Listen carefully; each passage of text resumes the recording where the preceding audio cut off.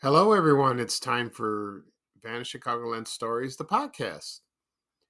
I'm your host, Pete Costanos. This is episode 231, season 10. Today's date is July 1st, 2023, and welcome to the show. On today's program, I will talk about my memories of those rock concert and radio station t-shirts that a lot of people wore during the 1970s and the 80s, but I will talk about my memories of wearing a couple of them and also seeing other people wearing them as well when I was in high school or at college. Also, I will talk about something unusual. I'm going to talk about also my memories of the Jay's potato chips plant in Chicago. The product's still around, but this is this is a special memory for me when I was a child of this plant that was located on the south side of Chicago. Okay, so before we get started, the program will go into a commercial break, and this program is brought to you by Cracklin brand cereal from Kellogg's, and this commercial is from 1978. And after the commercial is played, I'll be right back with the program. Thank you, everyone. Coming out of the rain, Willard. No, I don't like brand cereal. Better than catching cold. No, it isn't. This is Kellogg's Cracklin brand. It's delicious. I don't like brand cereal. Oh, Willard. Oh, okay, I'll eat one if you do. Hey, let's get the milk. Kellogg's Cracklin brand. High fiber, good taste. If you never liked bran, you'll like it. I like it. If you like bran, you'll love it. I love it. Kellogg's Cracklin bran.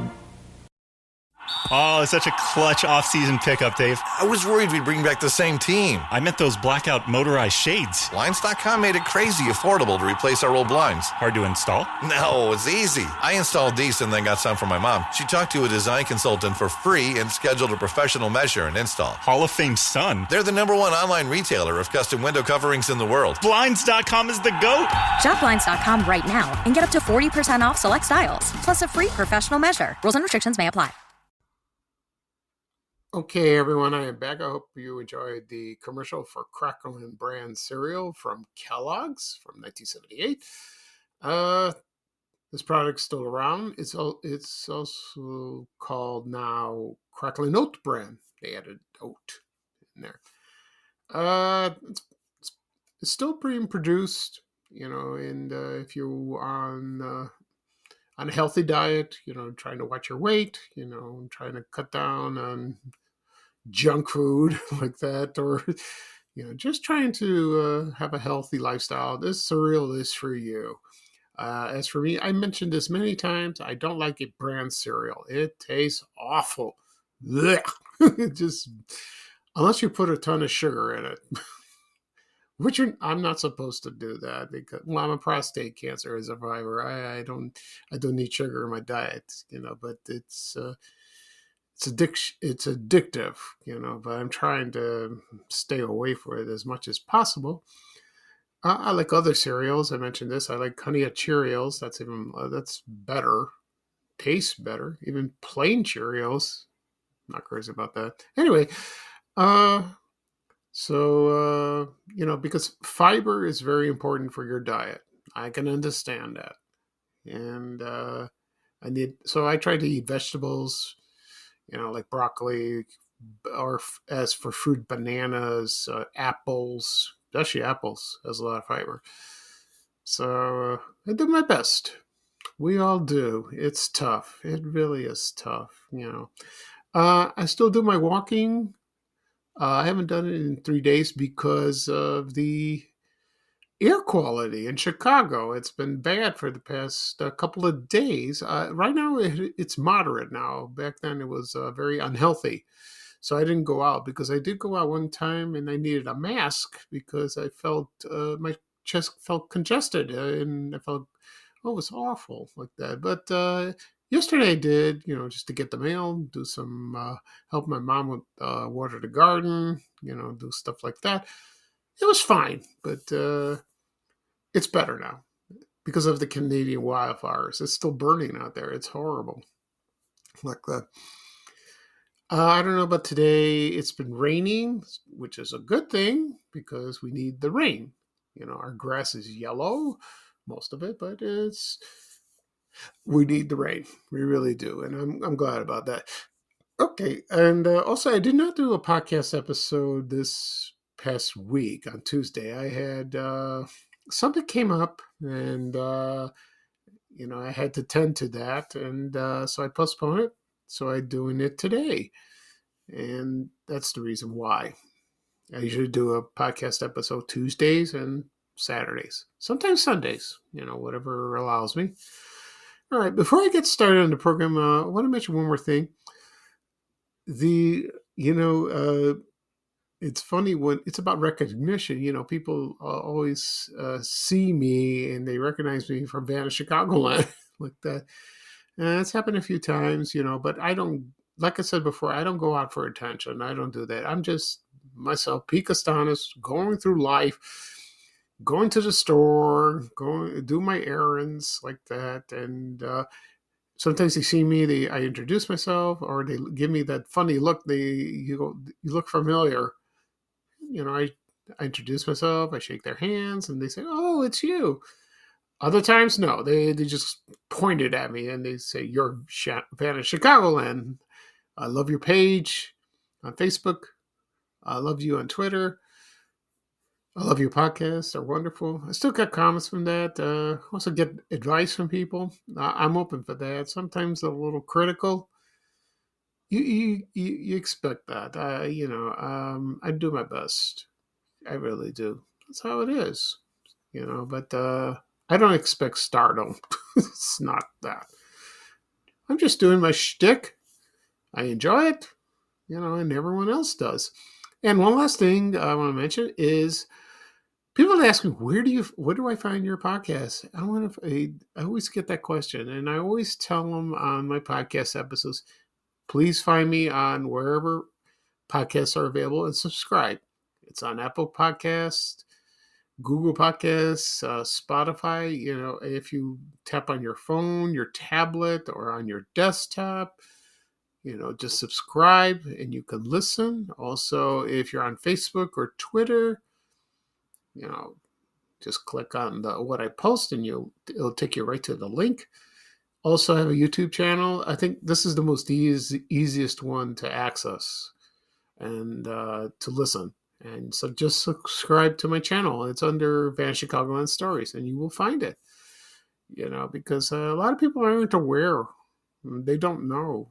They just see a picture of what I'm going to talk about, and they keep asking me that. So I'm trying, and I will still answer them. I will still answer people if they can't find it, or where do I hear it? Well, where do I find it? And all that. I do my best. Okay. All right, at the top of the show, I mentioned I'm going to talk about my memories of the rock concert and radio T-shirts in the 1970s, and also the Jay's Potato Chips plant that was located on the south side of Chicago. All right, so right now I'm going to talk about the T-shirts that I remember when I was in high school and college. So let's get started. My first memory of seeing those was, I think, about the time when I enrolled in Bogan High School in 1977, in the fall of that is, excuse me. And I saw these kids running around, a couple of my age, older. They were in these T-shirts, and they had the bands, those rock bands, and I go, wow. I never saw these before when I was growing up in the neighborhood in Ashburn and on the south side, and was fascinated by the colors and people. It looked kind of cool wearing those, and uh, I could pick some bands out of my head, like, for example, a Cheap Trick, Kansas, Yes, the Rolling Stones, Boston, Journey, Blue Oyster Cult, a lot of them. Led Zeppelin, mostly Led Zeppelin. A lot of people were big fans. I'm a big Led Zeppelin fan too. At first, I wasn't crazy about it. My brother is. He's a huge fan of the band. Now I love their music. It's great. It's timeless. And so I figured, why don't I just get one? They were selling them in, for example, that record store across the street from Bogan High School was Cruising Music and records and tapes. I used to, that was one of my hangouts, going there, searching records. They sold 8-tracks, cassette tapes, record albums, of course, vinyl. And they had the t-shirts hanging, like not from the ceiling, but they were hanging there, and it was beautiful. It looked beautiful like that. Also, they had the bongs in the back for marijuana. Oh. Anyway, and then the rolling paper up front, and also radio surveys from all radio stations, like, for example, WLS, WDAI, The Loop, WMET, WFYR, you name it, they had it all. And I never bought a concert t-shirt, but for radio station t-shirts, I did. And I wanted to buy a Loop one. I did not buy that one at Cruising Music or order it somewhere. You couldn't do it. Today you could do it online. You can just order it, in what size you want. But in those days, when I was younger, you go in person and you try it on to see if it fits, the right size. There was a store at Ford City Mall at Peacock Alley downstairs that sold t-shirts. And I forgot the name of the store. And I saw them on display. I was walking with a friend of mine. I forgot who. And I said, I got to get one. Okay. So I got one. Thank God it fit, and it said The Loop. It didn't say Where Chicago Rocks, it didn't say that. It just said The Loop. And I wore it, and it's beautiful. Nice black with the white, lettering. And there's a picture of me.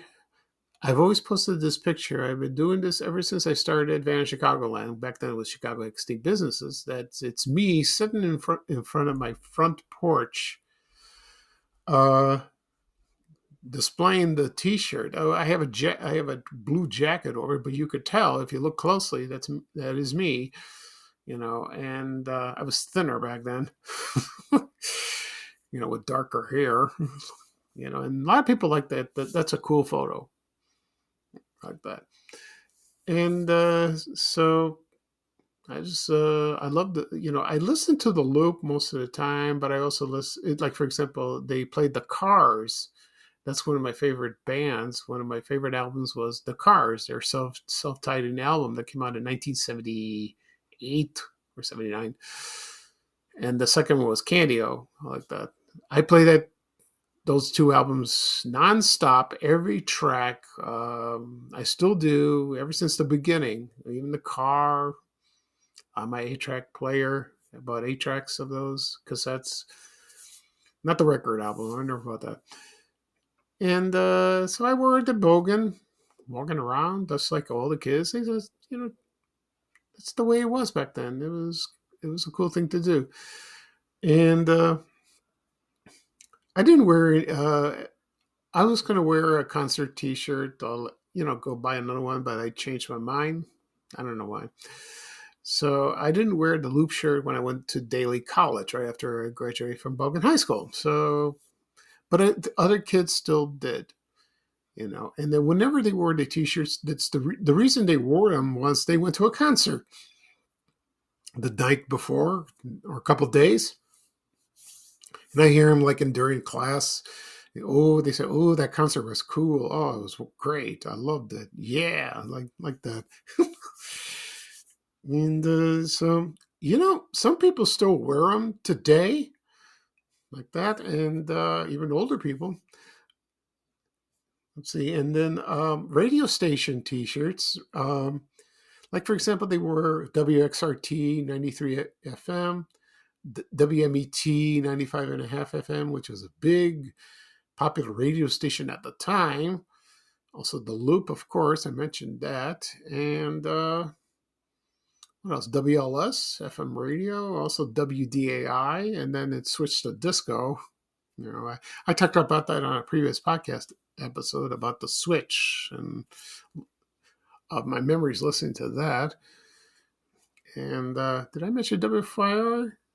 I think I did. I don't know. I don't remember. And I remember one T-shirt that was W Rock. Do you remember WRECK? RSCK, W Rock, like that. And you can find them on eBay. You could do that. Unless they fit. I don't know. The funny thing is, I was going to wear my Loop T-shirt at my 40th high school reunion, just for a gag like that. I changed my mind, but who knows? Maybe the next reunion. To compare what I wore in 1979 to the present, like that. So that era was cool back then. It was nice, like that.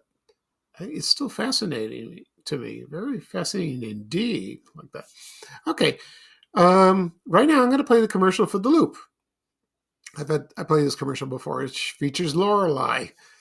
You remember she's lip syncing the songs, and the radio hosts at the time were on the Loop. Like, for example, Steve Dahl, Mitch Michaels, which he's on Facebook. He's a friend of mine. He's a nice guy. And so here's a commercial from probably 78, 79 of the Loop, WLUP, Chicago. So sit back and enjoy and go down memory lane. Thanks, everyone. Now I'll be right back. I'd like to tell you about a remarkable radio station. Get it up, Chicago. This is Steve Darwin Company with the Rude Awakening on the Morning Live. Carry on my wayward son. Hi, it's me, Les Tracy, with Good Rockin' on the Loop. Mitch Michaels cruising through the afternoon at the Loop. This is Rock and Roll Radio. Sky Daniels on the Loop. You have a remarkable mouth. We have a remarkable radio station. Okay, everyone, I am back. I hope you enjoyed the commercial from WLUP, the Loop FM 98 in Chicago, with Lorelei. She's a unforgettable person. She was on the radio, also on television. She was also at the Disco Demolition over there on Comiskey Park at the time in 1979. What a day that was. When that happened, I was not here. I was in Greece. I left for Greece. Actually, this today, in 1979, I went with my mom and my brothers. My father didn't come. He had to work. He did come later, I believe, and then later on. But we stayed for a month and a half over there. I didn't want to go at all at first. No, I just, I want to be with my friends. I wanted to stay, but I'm glad I did. And we did the sites. We saw family. And then we returned in August, the middle of August. And then they told us about the Disco Demolition that happened at Comiskey Park. I had no idea about it, but my brother told me a friend of his wrote a letter and told him about it. I was too oblivious to know what was going on. But as like I said, as we returned, a lot of kids from Bogan High School told me about it, and they went there. And I was like, oh, what did I miss? It was an event in Chicago that will never go away. People will still remember it. They'll remember where they were and what happened. Okay, so That's my memories of the T-shirts that featured rock concerts and radio stations. I haven't worn one since high school. I could if I want to, just to be nostalgic. We'll see. But I'm almost 60 years old. I don't know. Maybe it looks silly. Who knows? I wear other stuff. Okay. Right now, I'm going to talk about the Jay's potato chips plant that was located in Chicago. Now, I'll clarify something. The product is still made. It's still around, although it is not made in Chicago, because it's been a Chicago product for many, many years, and it's still, I still eat it once in a while, but, I get it from the comments I read on my Facebook page on Van Chicagoland. They say it doesn't taste the same. They changed the formula. Well, I think it's the trans fats and the oil and like that. And that may be true, because everything tastes so good back then when I was a child. But, now health-wise, you got to be careful. So, in a way, it's sort of gone, but it's not, but the plant is gone. So I'm going to give you a brief history of the product and also my memories of the plant. Okay. Excuse me. So, J Foods, that's what it was called. It wasn't called like that in the beginning, but the company was founded in 1927, and it was founded in Chicago. And the man's name was Leonard Japp Sr. It was not called Jay's at first. It was called Japp's. It was Japp's potato chips. And he started selling pretzels from a truck of that year, 1927. And then his wife, Eugenia, I think that's her name, had a potato chip recipe. And that took off, and it became very popular. And it was first called Mrs. Japp's Potato Chips. You can find those on eBay, the original cans or maybe the bags. No, I don't think the bags. I think it's the cans. And then when it happened on Pearl Harbor in 1941 in December, they changed the name from Japp to Jay's. So it's Jay's Potato Chips. It sounds the same, kind of, but no. And so they started not just potato chips. They also manufactured popcorn, Okie Dokie. I used to like those, all kinds of flavors, the regular cheese, I like the cheese one. Also, same thing with the potato chips. You have the hot stuff, which is a hot, brand of that. Oh, I didn't like those. I like the barbecue. Those were good. Oh, I love that. I love those flavors, And then they had curly waves. They resembled ridges, like Ruffles. I think Ruffles came later. Also, they had sour cream and onion, which is one of my favorites. We had that. Also, they introduced more flavors, like, for example, cheddar and sour cream. I love that, but it is fattening. So it's like that. Like I said, I love barbecue. I really do. Also, what's interesting, sometimes the potato chips came in a twin box, in a box, and there were twin bags in there. That's a lot of people remember that back in the day. Also, they came in a box, like 3 pounds, like that, and like in a carton, and they were like individuals. Also, the most famous ones was the tin cans, and like that. So you can still find those on eBay, and of course the logo was "You can't stop eating them," or "Can't stop eating one," which you can't, which is true. What can I say about potato chips? They're delicious. They're a good snack. But they're addictive. They're not good for you because of the salt. You do your best to limit yourself or not eat it at all, or try to buy salt-free. It's just hard. As for my memories of Jay's potato chips, started back in grade school. I remember sometimes my mom would buy like the twin pack. She would buy those, or like individual bags at the grocery store, and she would put them in my lunchbox and also my brother's own lunchboxes, and we take them. We had them at school. It was a good snack. She always bought the original, not the sometimes the barbecue if I request it, and she did. The fun thing about the barbecue ones, they get red. Your fingers get red while you're eating. I remember eating a peanut butter sandwich, and you eat the barbecue, and the dust that leaves on your sandwich like that. It looks kind of, but it was tasty like that.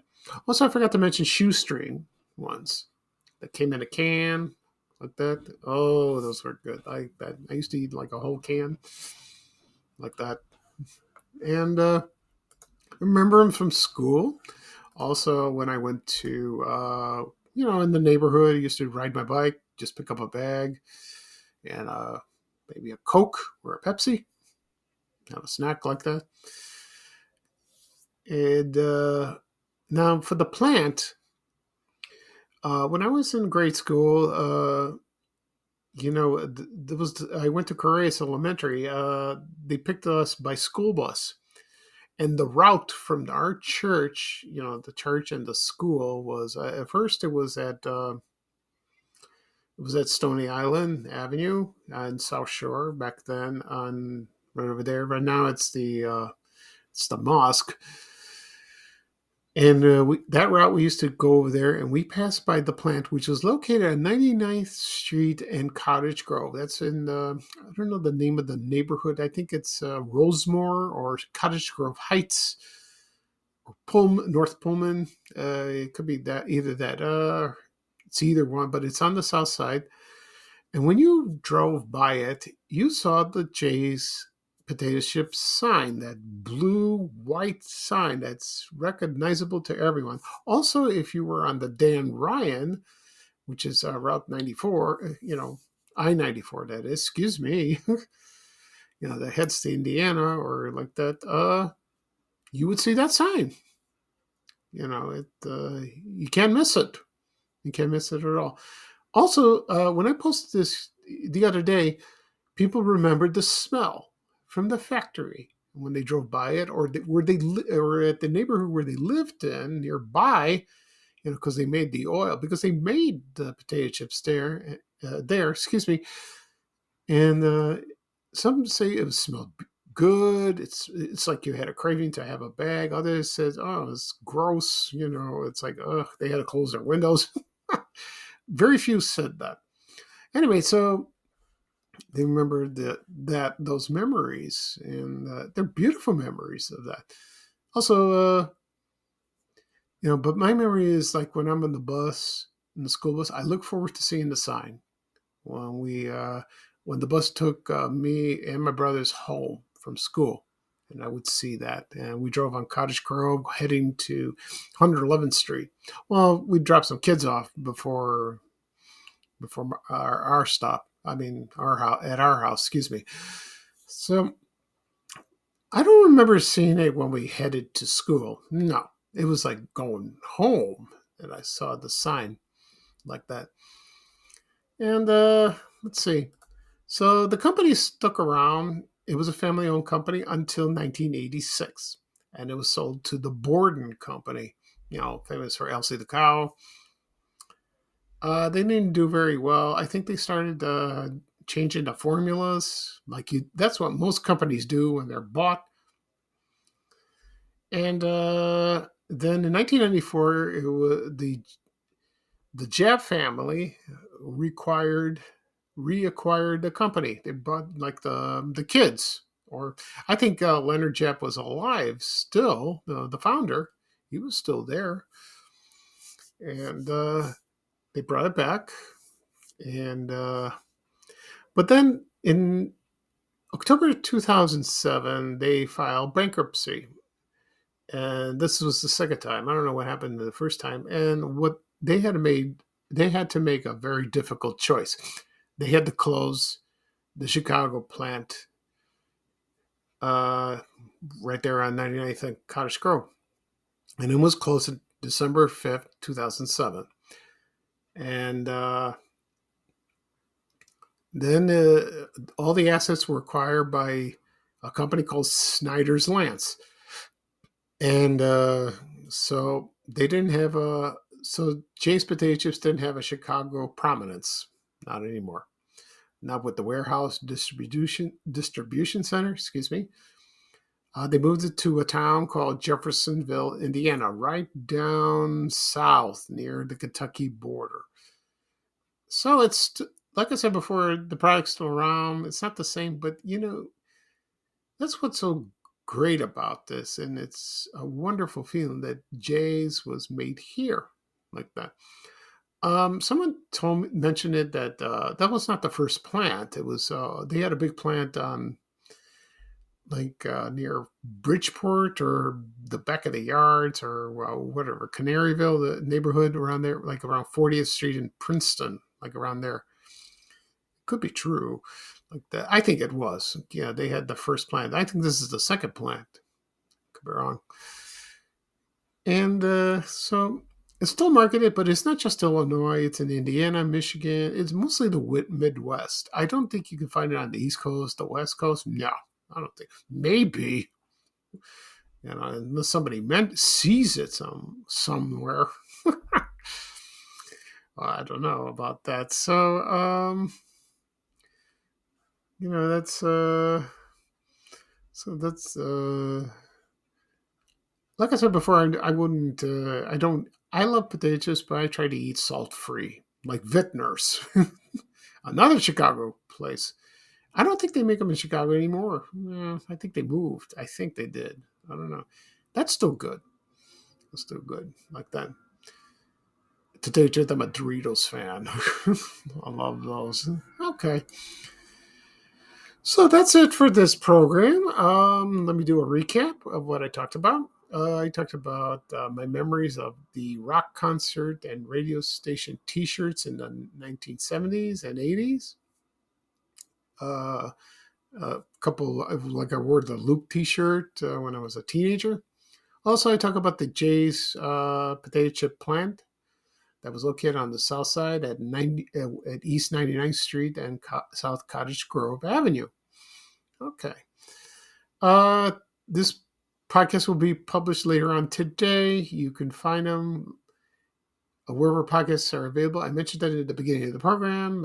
Apple Podcasts, Google Podcasts, Spotify, Amazon Music. Also on my YouTube channel, Vanished Chicagoland Stories. Please subscribe. It's also on my social media accounts, Facebook and Twitter. Also, I failed to mention my blog, Vanished Chicagoland blog. You can listen there. It'll take you right to it. Okay, I might do another podcast episode tomorrow. We'll see. Because Tuesday is the 4th of July. And I won't do a podcast, so I will be celebrating the 4th.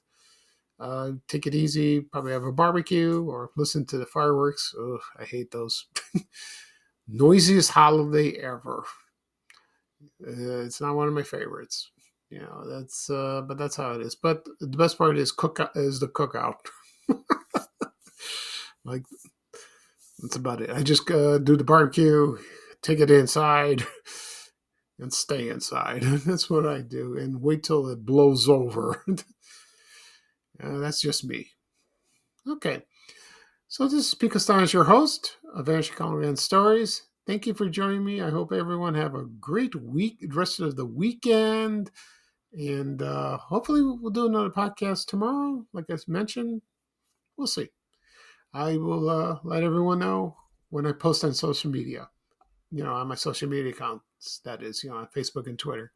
Okay, so here's bye-bye for me, and here's a little traveling music from Ray Rayner saying bye, bye, bye. Take care, everyone, and so long. We have to go. Bye, bye, bye.